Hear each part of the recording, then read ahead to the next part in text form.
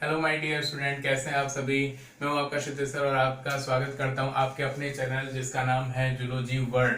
तो स्टूडेंट, जैसा कि हम यहां पर क्रैश कोर्स स्टार्ट कर रहे हैं और आपने आज की मेरी जो अब तक की मेरी 3 वीडियोस हैं वो आपने देखी होंगी, जो कि एनिमल किंगडम पर थी। और हमने 3 लेक्चर में ही एनिमल किंगडम एनसीईआरटी बेस्ड कैसे कवर किया है वो आपने देखा होगा। आज हम उसी कड़ी में जो है 12th का एक टॉपिक ले रहे हैं और 12th का एक टॉपिक जिसमें बहुत से क्वेश्चंस बनते हैं और नीट के एग्जाम में कई बार क्वेश्चन आते हैं। लास्ट ईयर का भी हम एग्जाम देखेंगे तो उस पर जो है इस टॉपिक पर अकेले इस टॉपिक पर 2 क्वेश्चंस बने थे, तो ये बहुत ही इंपॉर्टेंट है नीट पॉइंट ऑफ व्यू से। तो चलिए, वैसे तो ये ह्यूमन हेल्थ एंड डिजीज का चैप्टर है और ये 12th एनसीईआरटी का जो 8th चैप्टर है उसका एक हम पर्टिकुलर पार्ट पढ़ने जा रहे हैं, वो है इम्यूनिटी। और ये सिर्फ मैं आपको पढ़ाऊंगा 15 मिनट में। अगर आपने 10 से 15 मिनट में की ये जो छोटी सी वीडियो है वो देखी और अच्छे से देखी तो आप इम्यूनिटी से रिलेटेड कोई भी क्वेश्चन गलत नहीं करेंगे। तो चलिए, टाइम वेस्ट नहीं करते हैं और अब हम स्टार्ट करते हैं अपना टॉपिक।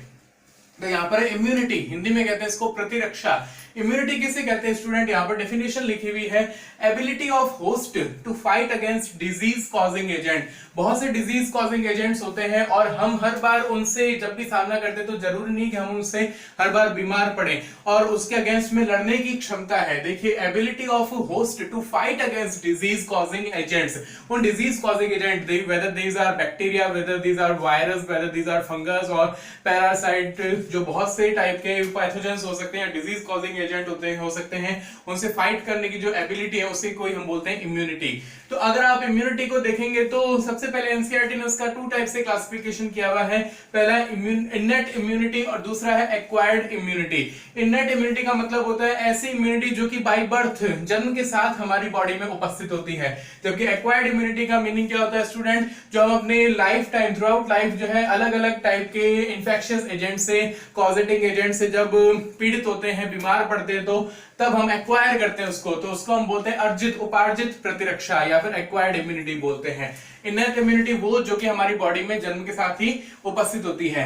खास बात क्या है स्टूडेंट इसमें कि जो इनर इम्यूनिटी होती है वो नॉन स्पेसिफिक होती है। नॉन स्पेसिफिक का मतलब कि वो बैक्टीरिया के लिए भी वैसे ही लड़ाई लड़ेगी जैसे कि वो वायरस के लिए लड़ती है, जैसे कि वो किसी अन्य पैरासाइट के लिए या फिर जो है पैथोजन के लिए लड़ती है, इसलिए नॉन स्पेसिफिक होती है। जबकि जो एक्वायर्ड इम्यूनिटी होती है वो स्पेसिफिक होती है पर्टिकुलर होस्ट के लिए। तो ये बात आपको अच्छे से याद रखनी है। जो एक्वायर्ड इम्यूनिटी होती है स्टूडेंट वो मेमोरी बेस्ड होती है। उसका कैरेक्टरिस्टिक फीचर होता है कि वो मेमोरी, स्मृति पर आधारित प्रतिरक्षा होती है।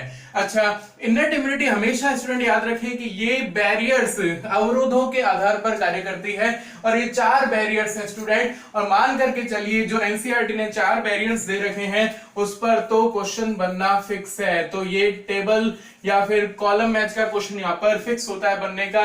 तो ध्यान दीजिए कौन कौन से बैरियर्स हो सकते हैं। एक हो सकता है जिसको हम बोलते हैं फिजिकल बैरियर्स। फिजिकल बैरियर्स का मतलब है जो कि हमारी फर्स्ट लाइन ऑफ डिफेंस हो सकती हैं, जिस पर जब पैथोजन फर्स्ट टाइम अटैक करता है उससे प्रोटेक्शन देती है। जैसे कि हमारी स्किन हो गई उसमें, या फिर हमारी जो गैस्ट्रोइंटेस्टाइनल ट्रैक्ट है उसकी म्यूकस मेम्ब्रेन हो गई, या फिर यूरिनोजेनाइटल एपिथेलियम हो गई, या फिर रेस्पिरेटरी सिस्टम की जो एपिथेलियम होती है वो फिजिकल बैरियर के अंदर इंक्लूड की जाती है। एग्जाम्पल पर आपको इस पर गौर करना है, डायरेक्ट एग्जाम्पल पर क्वेश्चन बनता है स्टूडेंट्स। अच्छा, फिजियोलॉजिकल बैरियर्स कौन से हो सकते हैं स्टूडेंट? जो भी बॉडी के सिक्रीशंस होते हैं, जो भी हमारे पर्टिकुलर ऑर्गन्स हैं उनके जो सिक्रीशंस होते हैं वो हमारी जो है पैथोजन से लड़ने में सुरक्षा जो है सहायता करें, उनको हम बोल सकते हैं। जैसे कि आप देख सकते हैं कि गैस्ट्रिक एसिड, आमाशय का जो अम्ल होता है, हाईली एसिडिक पीएच होती है, वहां पर पैथोजेंस जो है मोस्ट ऑफ द पैथोजेंस को किल कर दिया जाता है जो कि फूड के साथ में आते हैं। ऐसे हमारी सलाइवा में आपको पता हो तो लाइसोजाइम एंजाइम्स मिलते हैं जो कि बैक्टीरिया, एंटीबैक्टीरियल प्रॉपर्टीज रखते हैं। इसी प्रकार से टीयर्स, जो आंसू होते हैं, हमारी आंख के जो आंसू होते हैं उसमें भी लाइसोजाइम एंजाइम्स मिलते हैं जिनमें एंटीबैक्टीरियल प्रॉपर्टीज मिलती हैं। तो ये फिजियोलॉजिकल बैरियर्स के एग्जांपल होते हैं।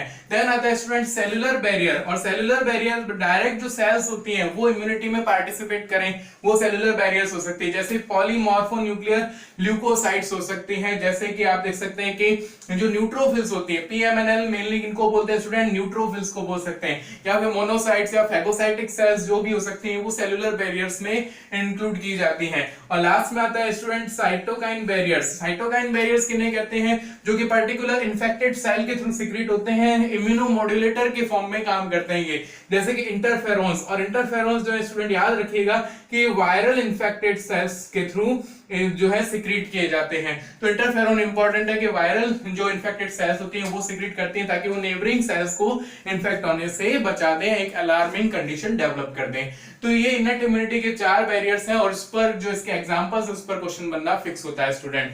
चलिए उसके बाद में एक्वायर्ड इम्यूनिटी, हमने कहा ये स्पेसिफिक होती है प्लस ये मेमोरी बेस्ड होती है, मतलब पिछले जो अटैक होता है वायरस का बैक्टीरिया का उस पर डिपेंड करती है। अब आप देखें ये खुद 2 टाइप की हो सकती है, एक हो सकती है एक्टिव इम्यूनिटी और एक होती है पैसिव इम्यूनिटी। एक होती है सक्रिय प्रतिरक्षा और एक होती है निष्क्रिय प्रतिरक्षा। क्या मीनिंग है स्टूडेंट, जब हमारे इम्यून सिस्टम को, हमारी बॉडी को खुद को काम करना पड़े, खुद जो है किसी पैथोजन के एक्सपोजर से क्या करती है इम्यूनिटी डेवलप करे हमारी बॉडी, तब उसको हम बोलते हैं एक्टिव इम्यूनिटी। जबकि पैसिव इम्यूनिटी में हमारी बॉडी को जो है पैथोजन से एक्सपोजर होने पर कोई काम नहीं करना पड़ता है, उसे बने बनाए प्री फॉर्म्ड एंटीबॉडीज हमारी बॉडी में डाल दिए जाते हैं। अब एक्टिव इम्यूनिटी जो है आप देखेंगे कि ये स्लो ग्रोथ करती है, जबकि जो पैसिव इम्यूनिटी होती है वो फास्ट ग्रोइंग होती है। दूसरी इंपॉर्टेंट बात कि जो एक्टिव इम्यूनिटी होती है वो लॉन्ग लास्टिंग होती है, लंबे टाइम तक चलती है, जबकि जो पैसिव इम्यूनिटी होती है वो शॉर्ट पीरियड की होती है। तो ये उसका एक डिसएडवांटेज भी होता है। अच्छा, फिर आप देखेंगे कि इसको आगे हम कैसे क्लासिफाई कर सकते हैं कि ऐसी एक्टिव इम्यूनिटी जो कि नेचुरली हमें मिलती है। नेचुरली का मतलब आप देख सकते हैं जब कई बार हम नेचुरल इन्फेक्शन से अफेक्ट हो जाते हैं तो हमारी बॉडी में इम्यूनिटी बन जाती है। तो उसका एग्जांपल क्या हो जाएगा स्टूडेंट, नेचुरल इन्फेक्शन। जबकि दूसरा होता है student artificial immunity, artificial active immunity. वो कब हो सकते हैं, जब ह्यूमन मेड ऐसी कोई चीज हमारी बॉडी में डाल दी जाए जिससे बॉडी को ही इम्यूनिटी उसके लिए बनानी पड़े। जैसे कि वैक्सीनेशन का जो प्रिंसिपल है मेमोरी बेस्ड होता है वैक्सीनेशन का प्रिंसिपल, तो आर्टिफिशियल एक्टिव इम्यूनिटी में आती है वैक्सीनेशन। अच्छा, ऐसे पैसिव इम्यूनिटी को भी 2 टाइप से क्लासिफाई कर सकते हैं, natural and artificial. Natural immunity का मतलब क्या है कि जो कि हमें पैसिवली मिल रही है, बने बनाए एंटीबॉडीज मिल रहे हैं, बट वो नेचुरली मिल रहे हैं। फॉर एग्जांपल आप देखेंगे प्लेसेंटा के थ्रू एक इम्यूनोग्लोबुलिन है जो कि उसको पार कर सकता है और फीटस को जो इम्यूनिटी देता है, जैसे कि आईजीजी। और ऐसे आप देखेंगे कि जो न्यूबॉर्न होता है उसको मदर के कोलेस्ट्रम से जो है मिल्क के थ्रू जो इम्यूनिटी मिलती है आईजीजी, आईजीए जो होती है वो उसको जो है कोलेस्ट्रम में मिलती है, और ये भी एक पैसिव इम्यूनिटी का एग्जांपल होता है। तो ये बहुत इंपॉर्टेंट है, दोनों आपको याद रखने, जिसमें आईजीए तो अच्छे से याद रखना है क्योंकि ये एनसीईआरटी में दिया गया है ह्यूमन रिप्रोडक्शन वाले चैप्टर में, लैक्टेशन के टॉपिक में भी। अच्छा, ऐसे ही पैसिव और आर्टिफिशियल इम्यूनिटी कैसे हो सकती है कि मैन मेड हो और हमें कुछ हमारी बॉडी को भी कुछ ना करना पड़े, प्री फॉर्म एंटीबॉडीज मिल जाए। जैसे कि टिटनस के केस में हो सकता है तो प्री फॉर्म एंटीबॉडीज देते हैं, तो टिटनस के केस में, प्लस जो स्नेक बाइट के टाइम में जो एंटीवेनम दिया जाता है वो भी पैसिव आर्टिफिशियल इम्यूनिटी का एग्जांपल होता है। तो इस चार्ट के थ्रू हमने देखा इननेट इम्यूनिटी और एक्वायर्ड इम्यूनिटी में डिफरेंस प्लस उसके एग्जांपल्स। अब हम आगे चलते हैं। नाउ स्टूडेंट, हम देखें कि इम्यून रिस्पॉन्स क्या होता है और कितने प्रकार का होता है। देखिए, जब भी हम किसी पैथोजन से जब हमारी बॉडी जो है उसका सामना करती है तब इम्यूनिटी जो है उसके लिए रेस्पॉन्स देती है, हमारा इम्यून सिस्टम उसके लिए रेस्पॉन्स देता है। या तो वो हो सकता है प्राइमरी या फिर हो सकता है वो सेकेंडरी। प्राइमरी इम्यून रिस्पॉन्स का मतलब क्या स्टूडेंट, जब हमारा जो इम्यून सिस्टम है, हमारी बॉडी जो है वो किसी पैथोजन से फर्स्ट टाइम एनकाउंटर करे, किसी भी डिजीज कॉजिंग एजेंट से पहली बार उसका सामना हो, तब हम उसको बोलते हैं प्राइमरी रिस्पॉन्स। और जब भी पहली बार सामना होता है तो वो लो इंटेंसिटी का होता है, वो धीमा होता है। हम एक बार जो है वो रोगग्रसित हो जाते हैं, डिजीज्ड हो जाते हैं, बट बाद में रिकवरी कर लेते हैं, पर उसके लिए टाइम लग जाता है। इसके लिए ध्यान में रखना है स्टूडेंट, कौन सी जो है इम्यूनोग्लोबुलिन बनती है प्राइमरी इम्यून रिस्पॉन्स में, तो वो बनती है आईजीएम। इसका सिंपल सा आप ट्रिक याद रखें कि प्राइमरी का एम और आईजीएम का एम, तो ये क्रॉस मैच हो जाएगा, तो आप इसको अच्छे से याद रख सकते हैं। जबकि आप सेकेंडरी इम्यून रिस्पॉन्स देखेंगे कि जब सब्सिक्वेंट एनकाउंटर होता है पैथोजन से, उसी पैथोजन के साथ में हमारी बॉडी बार बार जो है सामना करती है, हमारा इम्यून सिस्टम बार बार जो है सामना करता है, तो उसको हम बोलते हैं सेकेंडरी रिस्पॉन्स। और जब बार बार सामना करेगा तो ऑलरेडी जो है मेमोरी बन जाएगी, और मेमोरी बन जाएगी तो वो जो है हाई इंटेंसिफाइड होगा, इसलिए ये हाई इंटेंसिफाइड होता है। और इसमें जो इम्यूनोग्लोबुलिन बनती है स्टूडेंट, वो याद रखना है आपको आईजीजी।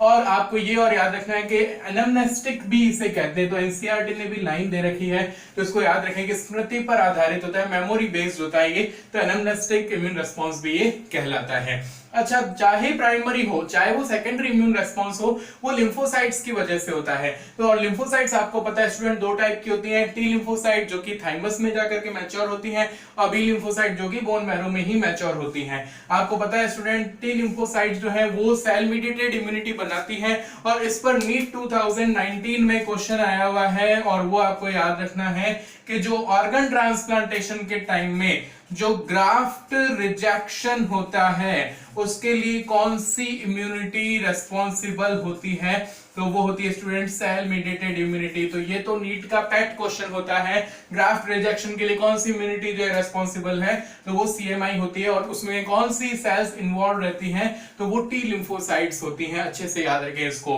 फिर आती है बी लिम्फोसाइट्स। आपको पता है बी लिम्फोसाइट्स जो है वो डायरेक्ट किसी भी पैथोजन पर अटैक नहीं करती हैं, वो ह्यूमोरल इम्यूनिटी का पार्ट बनाती हैं, एंटीबॉडी मीडिएटेड इम्यूनिटी का पार्ट होती हैं, जिसमें एंटीबॉडीज या इम्यूनोग्लोबुलिन्स बनाती हैं। और इम्यूनोग्लोबुलिन्स आपको पता है जिसको हम जो है वाई शेप से शो करते हैं, और H2L2 के फॉर्म में इसको दो हैवी चेन और दो लाइट चेन्स होती हैं। कौन कौन से प्रकार की होती हैं? 5 प्रकार की होती हैं, IgA, IgG, IgM, IgD और IgE।